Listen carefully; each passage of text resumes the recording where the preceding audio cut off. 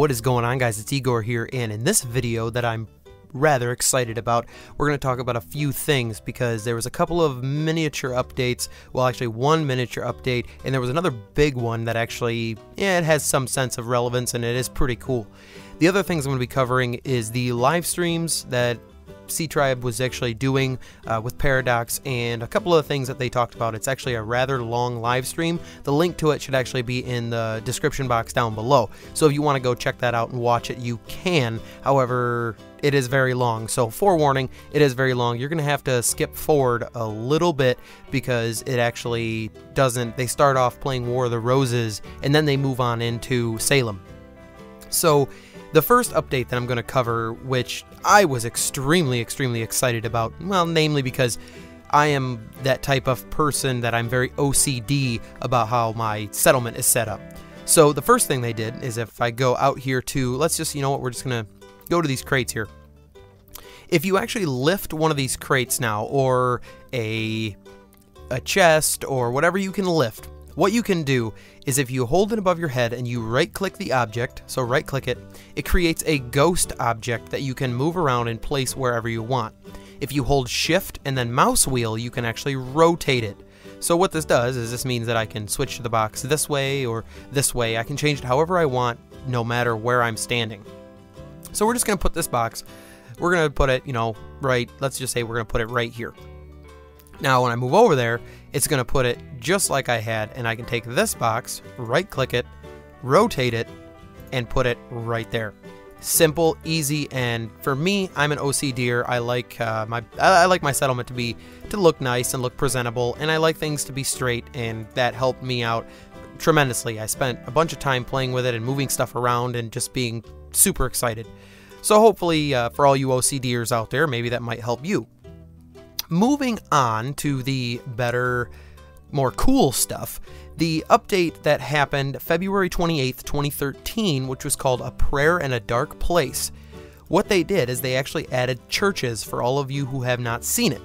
I'm not sure what skill churches takes to actually unlock, because I have not, I didn't have to learn it. I logged on and I already had the ability to craft one. So if you go to build and you go to buildings and structures, and in houses and buildings, you will see the town church. And boy, is this thing huge. You need a huge place of land to put this. And also, on top of being huge, if I place this down, watch my black pile, I went from 47 to 39.6. So it does take quite a bit of black pile to drop this church.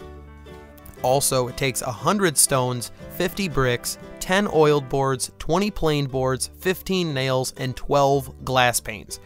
Just the glass panes alone is going to cost you quite a bit of silver, so make sure you prepare yourself for that, and make sure you're going to have the money for it. What are churches good for? Churches can now be built, they're built in the darkness, and after a time period of about an hour, I'm pretty sure it was an hour, the darkness will turn to civilized area, so you will not drain. So you can go way out in the wilderness into the darkness if you want, provided your humors are high enough, warning. And you can go out there and you can build a church, and within an hour, you will be able to be on your land with a fair, decent area around it, and you will not drain. So that's really cool, and the reasoning for this is what I'm going to get to right now. Is the Lumberwoods now have a creature in all forest types, just past the edge where civilization ends. Beware, this creature is fearsome.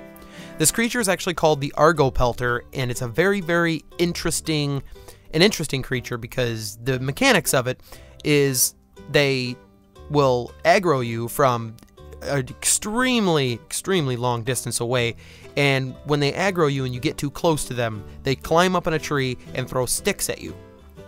These sticks do anywhere from 0.3, that I noticed, 0.3 to 30 something damage, and it's random, completely random. Now, what does this creature look like and how does it work? Well, I've recorded a video that's already been done, and I wasn't able to talk over it, and it's basically me and my good friends Bob and Robert. Robert shows up later to help out, but basically what happens is I get KO'd by one of these things fairly quickly, and then it climbs up into a tree and will not de-aggro me while I'm KO'd, and just continues to throw sticks at me.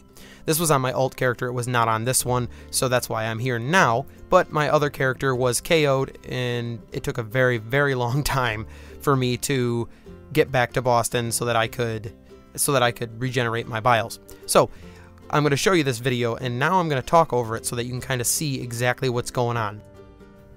So here's the aggro pelter. It's this funny looking bird kind of creature that it does have a really fast movement speed, and we're trying to aggro it right now, and it takes 2 people pretty much to kill this thing, and you'll see why in a minute.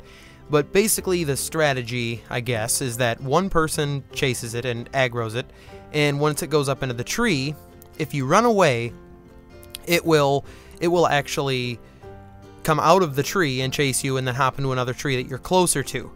So the strategy is that somebody runs away and, you know, so on and so forth. Now Bob here has actually aggroed the aggro pelter, and it's chasing him because I did not manage to aggro it quick enough.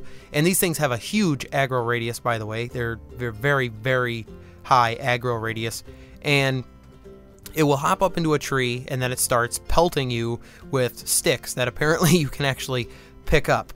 So now that we're kind of chasing it down and hoping that it somehow aggros to me, and so that he can actually help kill it, because his biles were a little bit higher than mine, and he was actually equipped with a sword. I was not. I was just kind of the bait, if you will. So what we're doing is just kind of chasing it around and playing this game of you know, cat and mouse, trying to get this thing to aggro me. Now, I'm going to actually skip forward and backward and left and right, up and down, and this video is going to kind of go back and forth, but I'm not going to talk through the whole thing because it's going to be very difficult to narrate exactly what happens. So actually now I've actually aggroed the aggro pelter, and it is now coming after me, and it was that fast. I got KO'd in 1 hit. I mean, it was literally 1 or 2 hits that KO'd me, and now it's stuck aggro to me, and you can obviously see that it is just pelting me over and over and over again with sticks. So now we're going to skip forward, and I'm going to show you the course of this. It was about an hour and a half that it took us to get rid of this thing, and you're going to see just how difficult these things can be to fight. And I don't know if this is an intended bug or what, but I was stuck KO'd without respawning back into Boston for a very long time. And then what I actually asked Bob to do was I asked him to come up to me and attack me so that I would not, you know, we were thinking that I would spawn in Boston and would not be able to record this and what have you. Well, that was not the case.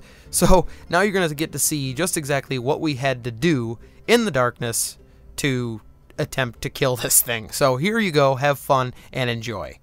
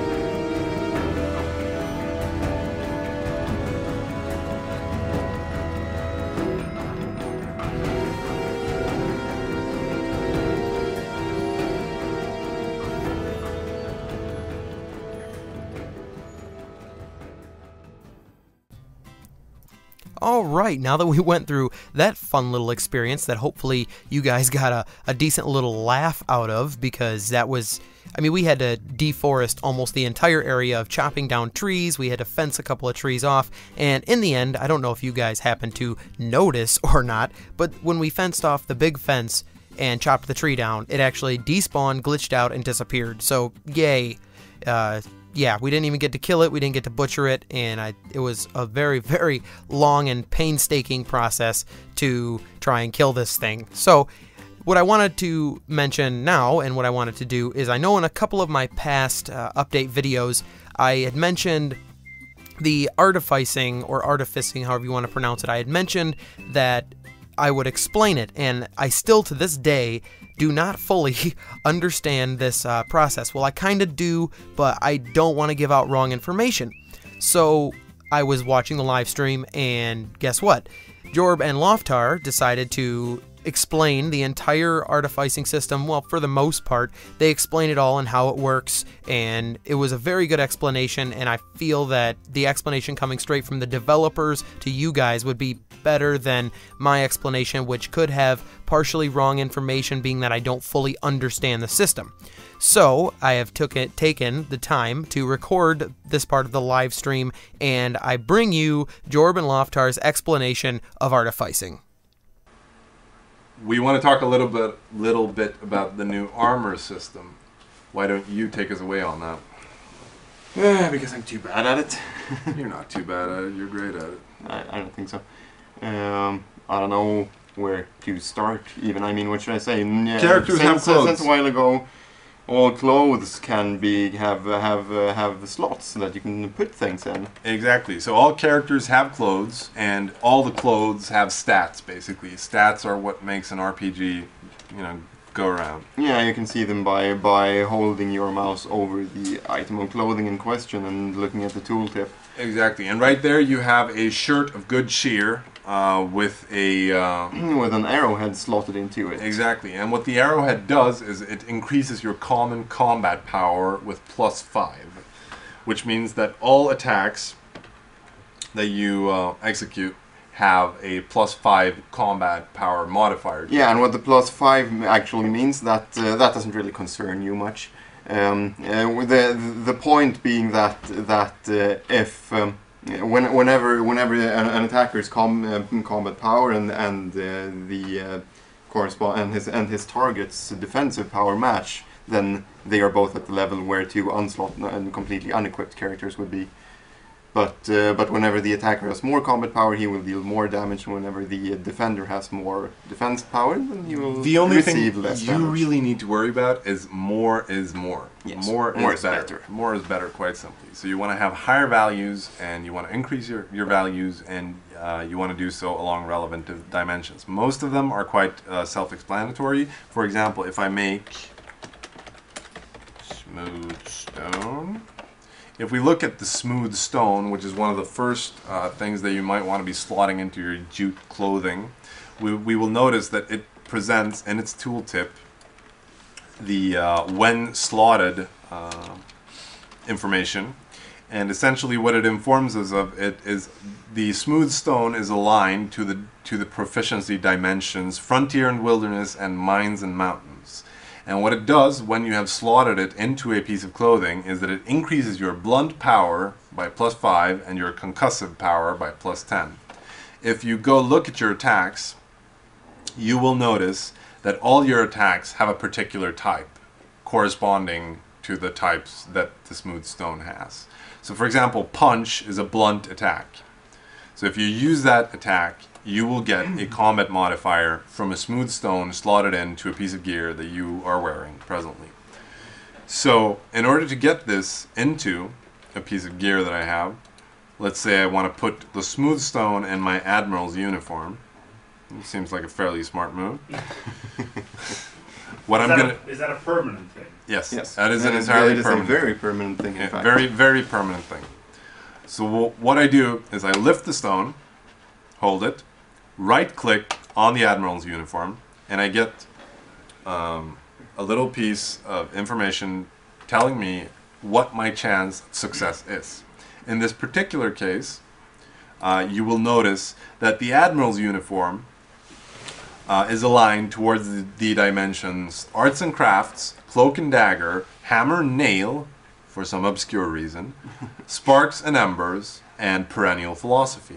Which does not match any of those or the smooth stone, so you can't improve your chances between those items. Exactly. So your chances of slotting here are always going to be abysmally low, essentially. Determined entirely by how easy the items themselves are. So my chances here are terrible. This is a bad idea. I should not be doing this. I will, yes. So I only have a 25% chance or 26% chance of success, but we're going to try it. So what happens now is that my character fiddles around, takes some time, and we're now going to look at the tooltip of the Admiral's uniform to see if I were successful or not with that operation. I was. Oh, that's amazing. It is amazing. That is pure skill, ladies and gentlemen. That is pure skill. I have managed to put a smooth stone into my Admiral's uniform, which now, this Admiral's uniform confers unto yours truly a buff to my blunt power by +5 and a buff to my concussive power by +10. And obviously there are items out in the world where you can slot your your corresponding defensive dimensions to match these offensive dimensions that the smooth stone is providing.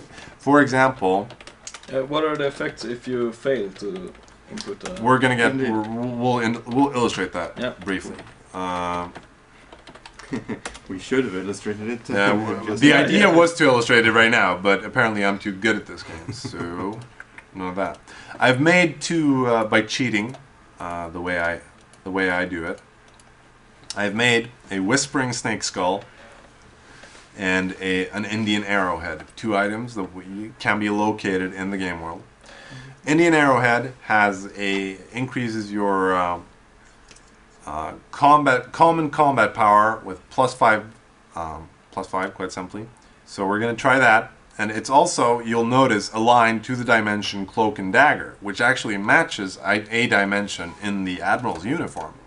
So here we have a 38% chance of success. And obviously, I have abysmally low stats here.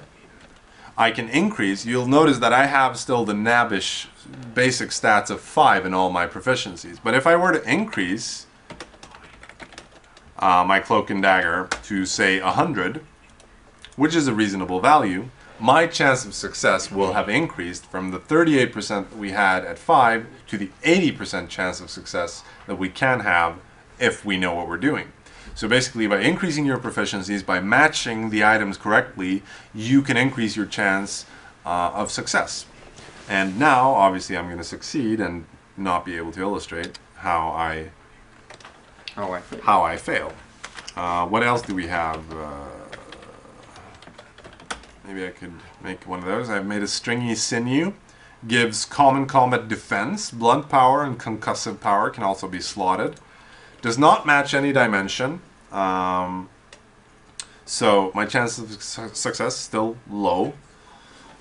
I'll try that. Hopefully I fail. I have failed. No. I was not successful. What you'll notice is that after my Indian arrowhead, where there should have been a glorious stringy sinew slotted into my Admiral's uniform, there is now a broken slot. Broken slots are a permanent condition. My Admiral's uniform is now permanently affected affected by a broken slot condition. This means that if I want to make an Admiral's uniform that actually uses all of its potential 5 slots, I have to craft an entirely new Admiral's uniform. And slot everything again. And since the chances of success are give and take about 50-50 for each slot, you do the math. You do the math on the amount of resources that you will require in order to make a fully slotted Admiral's uniform. Maybe there are people out there who have them already. I'm just saying it's not entirely trivial. And it's worth noting also that you can only have one item of each of a particular type slotted into a piece Exactly. of So clothing. you can't cheat and just take Indian arrowheads just because they happen to match. You have to use a variety of items because you know you can only have one instance of every slottable item in the slotted item at any given time. So that is a fun thing that a nice thing I would say that we have added. And they're not just combat effects, is well worth noticing. There are also civilian effects. You can get them, for example, from what's it called? Good question. Huh? Good question, I said. I Huh? don't know. Oh. Cross? No. Can you slot anything into your naked self? You cannot. You funny, I kill you last. I lied. You can slot a feathered brooch. A feathered brooch is made by, am I pronouncing brooch correctly? Broche. Brooch. Sorry. A feathered brooch. You can make a feathered brooch. You need turkey feathers and a smooth stone, I believe, in order to make a brooch. And you can slot that into pieces of clothing, pieces of gear, in order to get buffs in the dimensions soil digging and tree chopping. Dig on, chop on. Fairly self-explanatory. Increases the speed at which you dig, which is a good thing, considering you do not dig the way the gods do. You dig in your knobbish little ways. And there you have it. That is for the most part, it's the artificing system broke down and explained by the developers. So hopefully you guys maybe understand it a little bit better, and hopefully the explanation was probably better than what I probably would have been able to give. So good job to those guys, and the artificing system is amazing and cool. And hopefully you guys can start going out there, and if you're new to the game, you can go out there and make some jute clothing, or you can slot your new clothing, and now you have something to work for. The last portion of this video is going to be me basically explaining and breaking down to me, the interesting parts of the live stream. I watched the entire thing with a notepad and was taking notes of what they were saying that they're going to be doing and releasing. So hopefully I got most of the interesting aspects of the live stream. Once again, if you want to watch it, it's down below. You can just go to Paradox's Twitch and it'll be right there. You do have to skip forward. Like I said in the beginning, you have to skip forward a little bit, but it is there, I promise. The first thing that Jorb actually mentioned that I thought was pretty cool is they're actually intending on regular Thursday updates. So every Thursday or every other Thursday or whatever they do is going to be an update of some kind. So they're getting kind of on an update schedule, which is really cool. So now that we can look forward to me having something to do every Thursday, and we can look forward to, steady content being added into the game. They're changing a few things. They had made mention of a few things. Number one, and the one I thought was really good because Jorb said it himself, that the siege system, and he does not like it. Jorb is not happy with the siege system, and frankly, no one likes the siege system at the moment, so they're actually working on doing more with that. More content is actually coming. Wilderness, more creatures, industries, purity changes, the list goes on, and Jorb actually felt that the farming purity is broken at the moment because you can just get these, ridiculously high foods and get super strong, etc., etc. So they think that the farming purity is broken at the moment, and they're working on fixing that. Priests, witchcraft, other things of an occult nature, as he would say it, they're talking about adding to the game, which I found really intriguing because I had not heard anything about priests. So I guess since churches are in now, they're going to add maybe the ability to be a priest instead of a witch, which would be really cool. I really like that idea. It adds kind of that RPG, that role-playing element to the game. The armor system is the other cool part of the new stuff that they've done. There's that kind of goes along with the artificing, but they do make a little bit of a mention of it, but didn't really explain a whole lot about it. The new metals are coming, silver, gold, all the other metals in the game. They actually have the nodes for the metals in the game. They just don't have the stuff that you need to find them yet. So those are coming pretty soon. And crafting cliffs, if that makes any sense, they're going to try and make it so that you build some sort of structure or a scaffolding system in which you can pick up and you can dig up dirt and you put it in this scaffolding system. And I'm assuming, just going off of me, it's probably going to have to sit for, you know, an X amount of time, and you'll actually be able to build your own cliffs. So that's pretty cool. Darkness creatures are coming that will kill you. The Agropelter will not, as you probably just saw a few minutes ago. The Agropelter does not kill you at the present moment, but more darkness creatures are coming that will kill you. Paradox has, I guess, okayed this. So darkness creatures, they are going to be able to kill you. Cross-server transfer, they said it's not a high priority at the moment. They, you know, obviously that's something that's fairly difficult and not exactly trivial to put in a game. So cross-server transfer is coming, but it, like Loftar said, it is not a high priority because it takes a lot of time. The more time that they spend on things like that takes away from the time they spend giving you guys new content, new creatures, stuff like that. So take your time with that, guys. In my opinion, cross-server transfer isn't exactly important at the moment. Sawmills, grain mills, stuff like that, that is coming. Sawmills, obviously, to put logs in and it just makes boards for you, I'm assuming. Grain mills to make grain for food or something. I'm sure they got tons of ideas for that. Not sure what the exact plan is, but they do make mention of it. Horses are coming. A lot of people are wondering about the horses. They are coming. The only issue with that they say is that the horses are going to come with other domesticated animals, such as sheep, cows, pigs, you know, etc., and they're not, it's not exactly a super high priority at the moment because they want to get everything done first before they give you horses. Like they said in several occasions, if they give you certain things, what exactly are you going to do with it? So they're going to make it, you know, domesticated animals, you can tame a horse, you know, so on and so forth. On with the horses, they're actually, Jorb said he ideally really wants to add horse-drawn carts. So all you H&H players out there that loved the cart and want a cart, they are going to make a horse-drawn cart that's pulled by obviously a horse or some creature. So I'm excited for that because I'm sure it's going to be super expensive to make, but I'm sure it'll also hold tons of materials that you can take out into the woods, or you know, you can put trees in it and you know, such. The guns, a lot of people are wondering about guns. Guns are coming. He said they are coming soon. They're working on ranged weapons so that, you know, you can actually fight from a distance so that they don't do 0.5 damage every time you shoot them. So guns are coming. That's awesome. I'm super excited for that.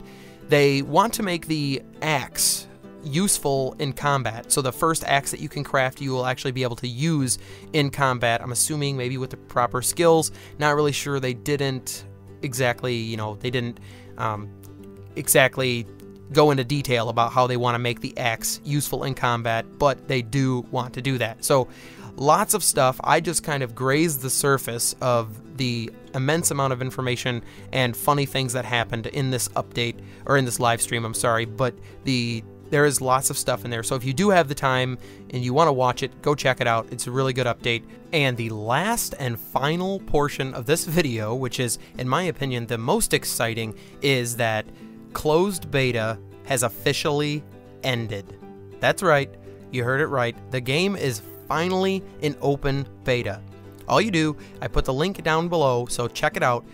And now you just go to salemthegame.com, you sign up for the open beta, and you're in. You get to play, make your account, get in the game, and start playing. You don't need a beta key anymore, and have fun with it. This was the part that I've been waiting for until the very end to tell you guys about, because I think that I wanted to say it at the very end. I figured it'd be a nice little surprise for you guys at the very end of this video to announce that the game has gone into open beta. And if you stuck around until this part, thank you.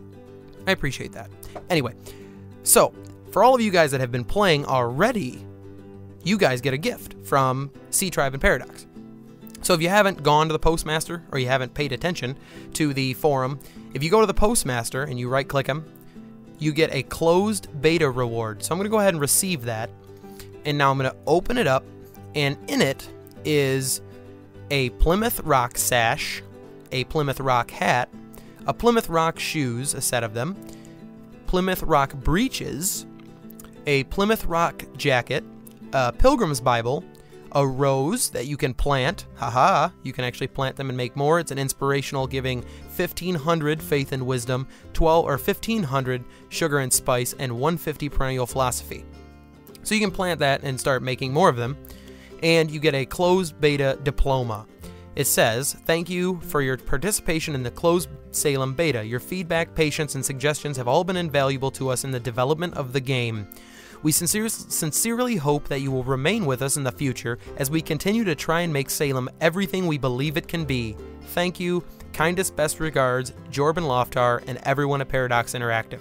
So you get that. It's a perennial philosophy inspirational that's worth 2,500 points. And earlier in the video, I mentioned armor. You get a piece of armor, the Plymouth Rock armor. So what you do with this is you just obviously open up your character, screen, and you put it on. And if you notice, right here, you have a special slot for armor. So I put that on. Look at that. And I now have body armor on that I can, I put extra stuff in, and I'm sure they're going to add more to it. Hopefully in the future they're going to add maybe some effects of the body armor, and it will actually help you defensively right at the very get. So hopefully they will change some more stuff. Regular Thursday updates. Keep an eye out, because hopefully I'll be able to cover them as they come out. And I'm sure I probably forgot to mention one or two things. This was a rather long video that I had to plan and figure out how I wanted to do it, and it was basically my gift to you guys. This was a very thought out video, and hopefully you guys enjoyed it. And as always, thanks for watching. Fuck the treaty. Mushy bag lives. I'm gonna learn self-defense now.